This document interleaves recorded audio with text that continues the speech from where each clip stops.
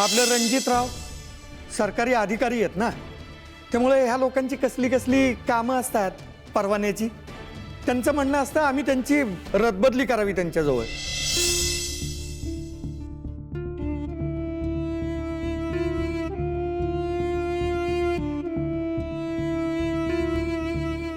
ज्योतिबराया सांग बोला तुझ्या नावाने चांगलं होते.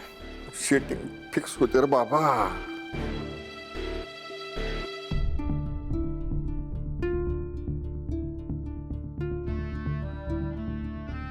सामंत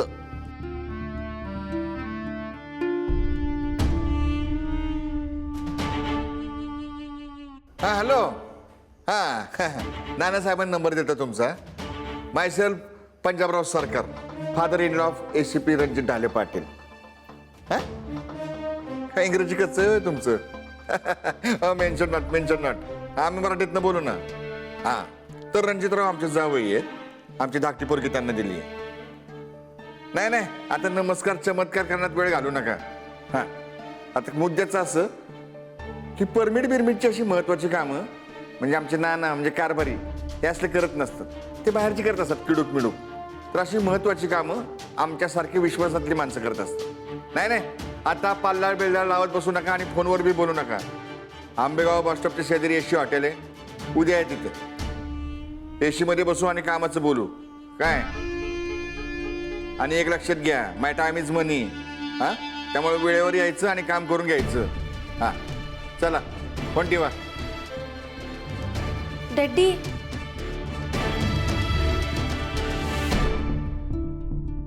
अहो हे तर कुठलं काम तुमचं?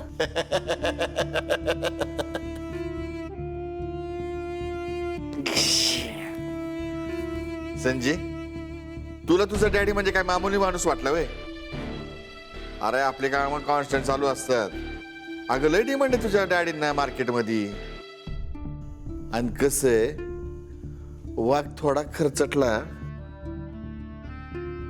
म्हणून झेपा मारायचं थोडा सोडतोय. हा तेव्हा आम्ही बसून राहणार यातलं नाही. हा पण तुमची तब्येत बरी नाही म्हणून तुम्ही इथे राहताय ना हो. संजय तुला माहित नसतं तरी एक गोष्ट खुट्ट लक्षात ठेव. खोटं बोलणाऱ्यांनी जगाला विश्वास ठेवा लावायचा, आपल्या खोट्यावर स्वतःला नाही. अगं तुला एवढ्या मोठ्या घरात दिली आहे, आनंद घे. कशाला छोट्या छोट्या गोष्टी आपलं दीडकना खुपसून आमचा टाइम वेस्ट करते. हा आम्ही खानदानी माणसं आहेत, गप बसून राहणाऱ्यातले नाही. आणि मग आईला काय सांगणार तुम्ही? तिला काय सांगायचंय? आजवर केव्हा सांगितलं होतं तेव्हा आता सांगायचंय. आधीच वातावरणाचा 360 किलो भार तिच्या भस्कट डोक्यावर असतो आणि आणखी छटाकचा कशाला भार? आओ डॅडी हो बाई तुम्ही इथंच आहे वे? काय आहो कुठं होते तुम्ही? मला वाटलं तुम्ही बाहेरच आहे म्हणून समधीकडे शोधून आली. जीवाला नुसता घोर लागला होता माझ्या. कल्याणी दिसलो ना आम्ही तुला? वय हा मग बोल ना काय बोलायचं ते. मी काय म्हणत होती, आपण जाऊ आपल्या घरला. हे असं जावई माणसाच्या घरी खानदानी माणसाने. संजय बघितलंस का तुझ्या आईच्या डोसक्याच्या रिकामी आहोत. अगं बाई केवळ आणि केवळ तुझ्यासाठी तर आम्ही छात्रावर दगड ठेवून राहिलोय. आणि आता तूच आम्हाला खानदानीपणा शिकव. हे बघ पोरीच्या घरात पाणी पिणं बी आमच्या इतमामात बसत नाही. पण हा सगळा मान मारा बाजूला ठेवून केवळ तुझ्यासाठी आम्ही राहिलो इथं. संजय जरा डांबर लाव तुझ्या आईच्या टकोऱ्याला. अक्कल पार वाहत चालली. समजूत काढ तुझ्या आईची. आलोच आम्ही शतपावली करून.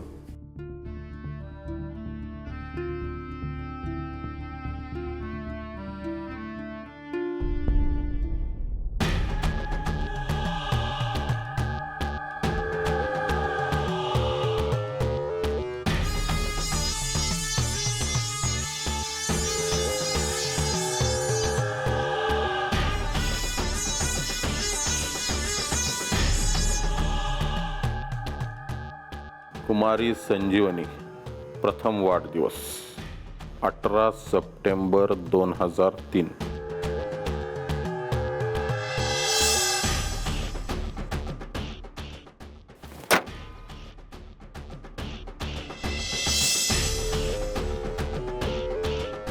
साक्षात रणजित ढाले पाटील साहेब. वहिनी वाटते राया गोजमगुंडेकडून श्री व सौ ढाले पाटलांना बिलेटेड हॅपी मॅरेजच्या आभाळ भरून शुभेच्छा.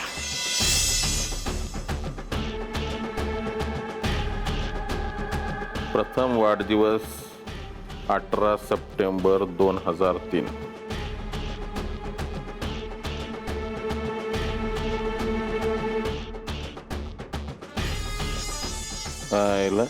या पंजानी माती खाल्ली का आमचा हिसाब चुकतोय.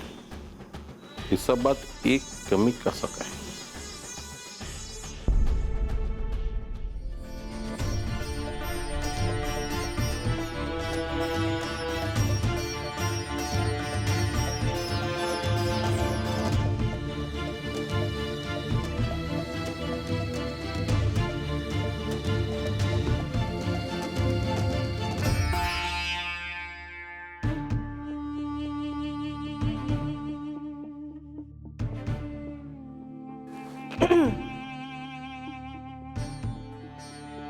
राजश्री काय झालं. आईसाहेब कधी आलात. कसा झाला तुमचा सदिच्छा दौरा. कोल्हापूर साईडला गेला होतात ना. सदिच्छा दौरा. उगं विचारायचं म्हणून काही विचारू नका राजश्री. नाही तसं नाही ते पाण्यात पाय घालून बसलाय ना दमला असाल म्हणून काळजीपोटी विचारलो बाकी काही नाही. राजश्री आम्ही काही 4-6-8 दिवसासाठी गेलो नव्हतो. आणि कोल्हापूर काय अमेरिकेत नाही. 5-50 किलोमीटरवर आहे. रस्ता पण चांगलाच आहे. उगाच काहीतरी विचारायचं म्हणून विचारू नका. काही महत्त्वाचं काम असेल तुमचं तर उद्या बोलू. आता आम्हाला जरा आराम करणं मस्ट आहे. घार उडाली आकाशी चित्त तिचं घरापाशी. जाणारच होत आईसाहेब. नाही पण काही गोष्टी तुमच्या कानावर घालायच्या आहेत. बोलू का. काय बेबी मावशीने काही आगळीक केली आहे का. नाही नाही नाही असं कुणाबद्दल काही बोलायचं नाहीये. आपल्या घराबद्दलच बोलायचंय. घरातली एक मोठी सून म्हणून. नमनाला गडाभर तेल ओतू नका. जे काय महत्वाचं आहे ते स्पष्टपणे बोला. बोलतो आईसाहेब. आज आपल्या या ढाले पाटील घरात कौटुंबिक स्नेहसंमेलनाचा अगदी जंगी कार्यक्रम झाला बरं का. साग्र संगीत, स्पेशल आमटी काय, तव्यावरच्या गरम गरम भाकऱ्या काय, खाट खूट एकदम जंगी बेत बघा. अहो नुसत्या वासानं सुजित भाऊजी आले होते तर जेवायला. सुजितराव कसे काय आले अचानक. हा आम्हाला पण तोच प्रश्न पडला. रणजित भाऊजींच्या परमपूज्य सासूबाईंनी स्वयंपाक केलाय मग ते येणारच की जेवायला. काय म्हणालात तुम्ही. रणजितरावांच्या सासूबाई. हा मग तेच तर सांगायला लागलोय. ढाले पाटलांच्या स्वयंपाकघरामध्ये परक्या माणसाचं पाऊल पडलंच कसं. आता तुमच्या माघारी हे काम कोण करणार. बेबी. हा त्या तर होत्याच पण जोडीला त्यांचं ते शेपूट पण होतं. आमच्या लाडक्या धाकट्या जाऊबाई त्या पण होत्या. आता घरातल्या 2-2 बायकांची परमिशन आहे म्हणल्यावर तुमच्या विहीन बाईंचा फावणारच की. गेल्या तडक स्वयंपाकघरात सगळा स्वयंपाक केला. अहो सुजित भाऊजींनी तर आमटी पार वरापली, पोट भर जेवले. आणि काय म्हणाले माहितीये का. म्हणाले आई साहेबांनी रोज असा स्वयंपाक केला ना तर आम्ही इथंच राहू बघा. आम्हाला सहनच नाही झालो. आम्ही बोललो अहो भाऊजी असं कसं काय बोलताय तुम्ही. तर मलाच ओरडले. वचा वचा बोलले आम्हाला. एक वेळा आम्ही आमचा अपमान सहन करू तुम्हाला बोलले होते. आणि तुमच्या विहीनबाईं समोर. अहो शेवटी आईच्या हातचं ते आईच्या हातचं नाही का. त्यांचा तरी काय दोष म्हणा. आमच्या धाकट्या जाऊबाईंनी त्यांच्या आईला परमिशन दिली नसती ना तर त्यांनी स्वयंपाकच केला नसता आणि मग सुजित भाऊजी जेवायला चालले नसते आणि तुमचा अपमान पण झाला नसता. हा झालंय का तुमचं? आता जिभेला जरा आराम द्या. काय जीभ दुखायला लागली तर हाताने चेपता येत नाही, पाण्याने शेकता येत नाही. तोंड बंद करून तिला आराम देणं मस्त आहे. हां, या आता तुम्ही.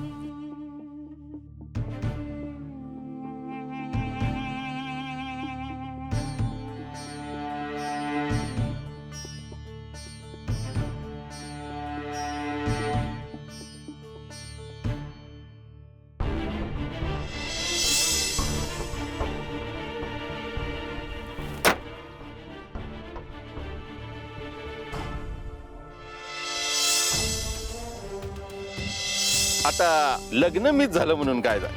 आम्ही काय मिस करणार आहे का काय? हा?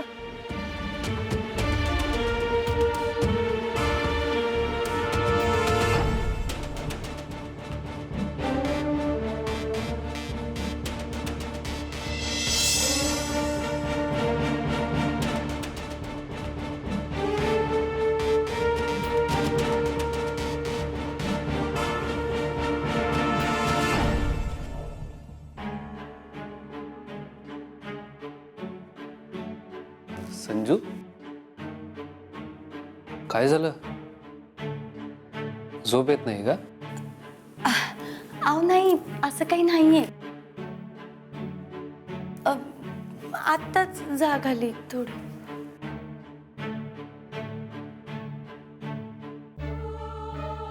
संजू, काहीतरी बिनसलंय नक्की. मी सकाळपासून नोटीस करतोय तुझं चित्त थाऱ्यावर नाहीये. जवळजवळ मूड ऑफ आहे तुझा. म्हणजे दुपारी पोलीस स्टेशनला आली त्यावेळेसही विचारायचं अर्धवट राहून गेलं. काही झालंय का? कुणी काही बोललं? तब्येत खराब आहे का?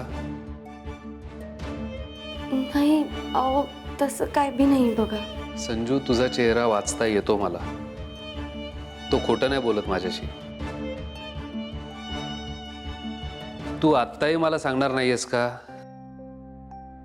तू अशी गप्प गप्प बसलीस तर मी नवरा म्हणून काय समजायचंय?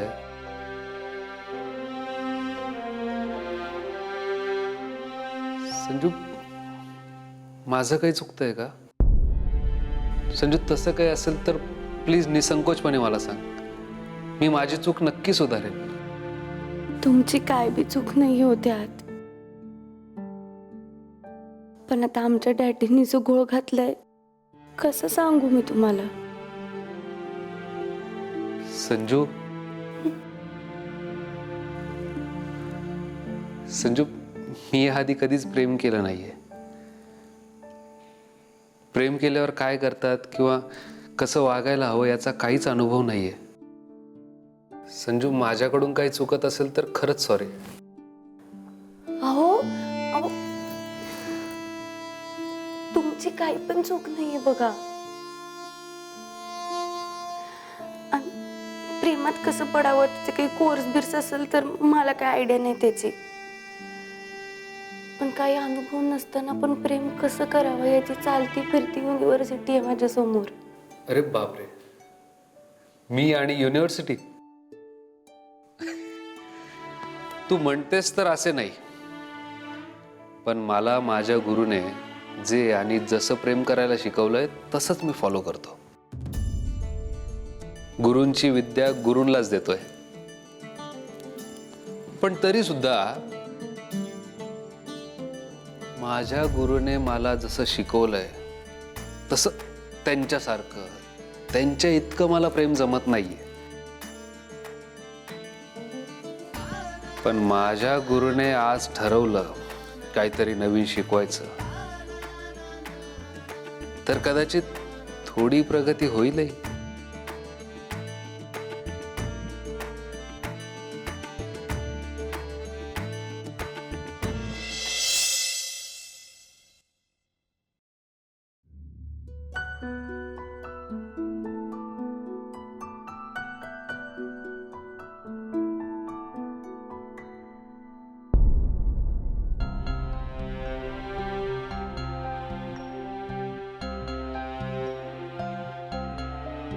काल म्हणे तुमच्या मातोश्रीने स्वयंपाकघरात जाऊन स्वयंपाक केला.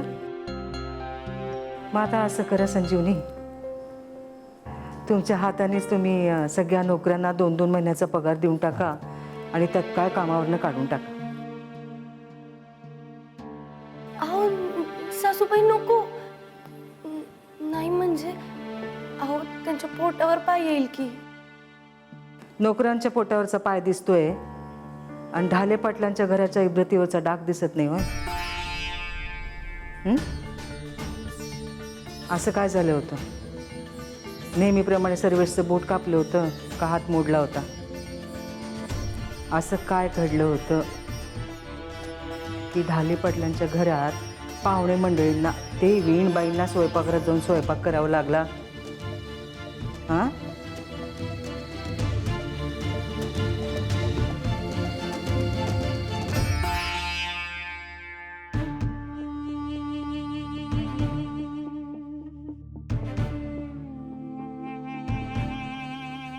या कल्याणीबाई, 100 वर्ष आयुष्य आहे तुम्हाला.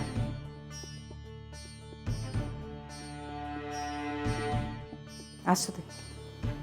आता 100 वर्ष आयुष्य म्हटल्यावर एवढ्या मोठ्या आयुष्यात कसं जगायचं, कसं वागायचं हे शिकणं आता तरी मस्ट आहे.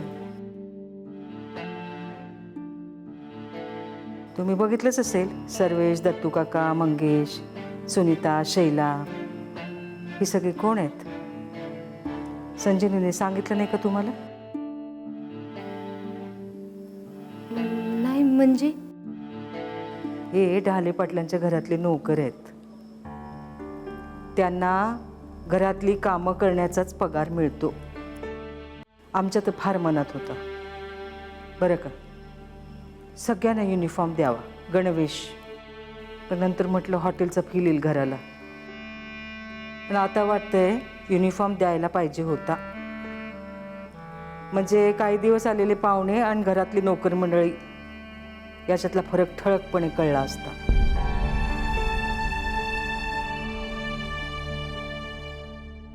अहो सासूबाई नाही म्हणजे आईची चूक. असं म्हणालो का मी? हां, असं म्हणालो आम्ही? तर वीणबाई, काल तुम्ही किचनमध्ये गेलात, त्यावेळेला कुणी बाहेरचं आलं असतं तर किती गैरसमज झाला असता. त्यांना वाटलं असतं आम्ही नवीन स्वयंपाकाला बाई ठेवली.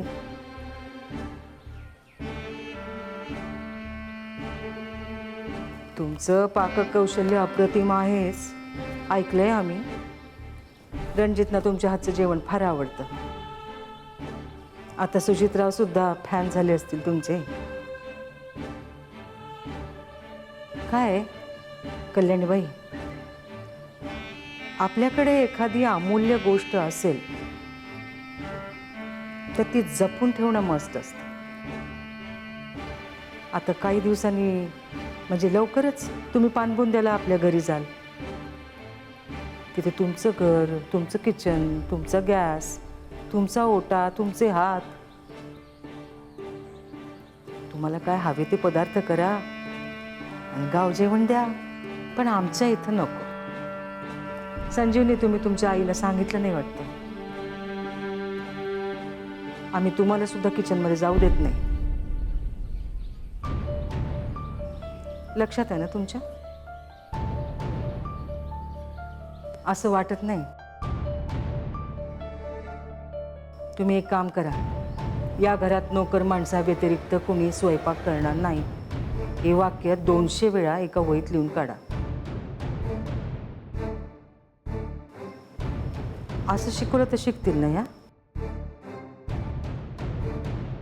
नाही, तुम्ही आई आहात त्यांच्या म्हणून विचारलं, कारण हे शिकणं मस्त आहे. संजीवनी, तुमची नोकर ठेवण्याची ऐपत नसेल, पण ढाले पाटलांच्या घरात बायका नोकऱ्यांची कामं करत नाही.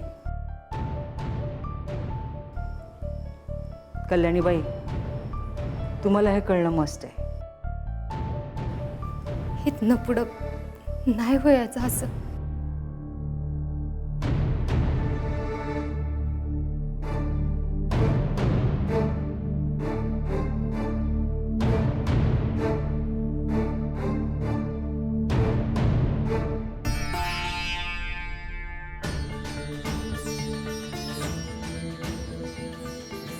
सावकाश.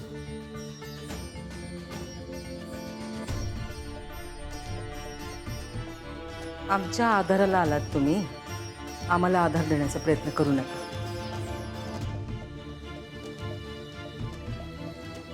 चालू दे तुमची प्रार्थना. कुणाच्या प्रार्थनेत डिस्टर्ब करू नये असं आम्हाला शिकवलंय.